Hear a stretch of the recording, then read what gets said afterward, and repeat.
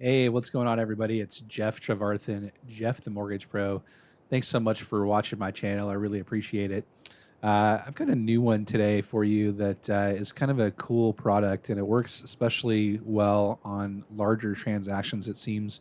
In fact, that's just about where I see it, is just on larger transactions. I don't really see it on anything smaller, but it's called Cross Collateralization. And let's go through it here and see if this is something that you could use in your purchasing of real estate going forward. But first, before I get into it, do me a huge favor. If you like these videos that I'm putting out, go ahead and hit the like button down below. In particular, this one. That'd be awesome if you did that. And then if you really like my stuff, go ahead and click the subscribe button. And that way you'll get notified when my videos come out, usually a couple times a week. So thanks for doing that, and I appreciate all the support here on this video. All right, cross collateralization, what is it? So when you are in a seller's market, like a lot of places are across the country, there's really only one or two ways that you can buy a new property before you sell your existing property. You can do like a hard money bridge loan. You can do a departing residence type of program where you buy the new property, but you have to sell your existing property simultaneously. That gets to be kind of tricky.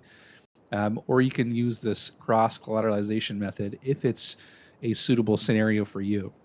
So this is definitely one of those solutions. Instead of using a bridge loan, which can be pretty darn expensive to use, this one is still expensive, but maybe not quite as expensive, and it's a little bit less stress going forward because it's just one loan first before you have to sell your departing residence. Okay. So the definition of cross collateralization: using an asset that's collateral for an initial loan as collateral for a second loan. So in this example, what we're going to be doing is we're going to be using two different properties. Now you can use multiple properties. So if you have a portfolio of real estate and you have lots of equity in all those different properties, you could do the same type of calculation that I'll show you here at the end to be able to calculate how much equity or how much of a down payment you're going to need to put on the next property that you're purchasing. Okay. So it allows you to leverage one or more properties with lots of equity to help you buy your new property going forward. Okay, so here's some of the requirements of the cross collateralization loan. Number one, it has to be a purchase loan. Okay, there's no refinances in this that I know of. It can be for primary residences, second homes, and even investment properties.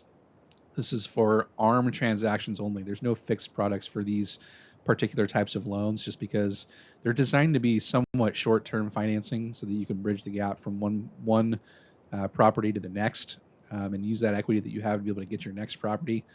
The minimum credit score is going to be 680. So you usually need to have decent credit to be able to do the cross collateralization loan. Minimum loan amount's 500K. Okay, so as long as you have that much in the deal, then you have a property that you can do. Loan amounts up to 5 million. I've actually seen these go even higher. So if you have a particular scenario that may be higher from this, then absolutely let me know, and that's something that we could take a look at and see if it works for you. Okay. You need to have a minimum of 6 months of reserves. So what's a reserve? Okay, remember, reserve is just a risk calculation for a lender. It's the principal, interest, taxes, and insurance monthly payment multiplied by however many months we need. So in this case, if we had a principal, interest, tax, and insurance monthly payment of $10,000 and we needed 6 months, we would need to have $60,000 left over when we're done with this transaction. It doesn't have to be in cash. You can use 401ks, IRAs, stocks, bonds, all those different things that are somewhat liquid to be able to use it as reserves. And again, it's just a risk calculation for lenders to make sure that the sophistication of this transaction is doable for you as a borrower. And lastly, this comes with prepayment penalties, but what I see most people doing is that they are, by increasing the rate, they are effectively buying out the prepayment penalty. So when they're done with the cross collateral transaction, they can either sell their departing residence, and then they can refinance into a new loan once they have that equity and put it into the new transaction.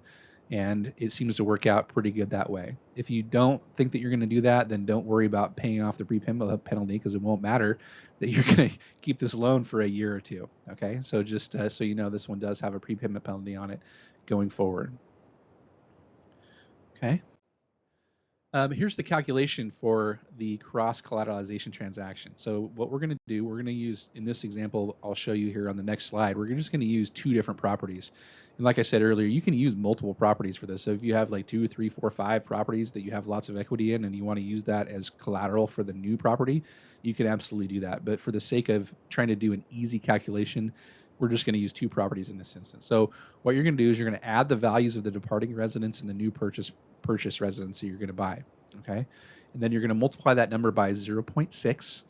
Then you're going to subtract out any existing liens that you have on your departing residence. And then lastly, this will be the total loan amount that you can borrow, and that will determine how much money you need to put down on the new property.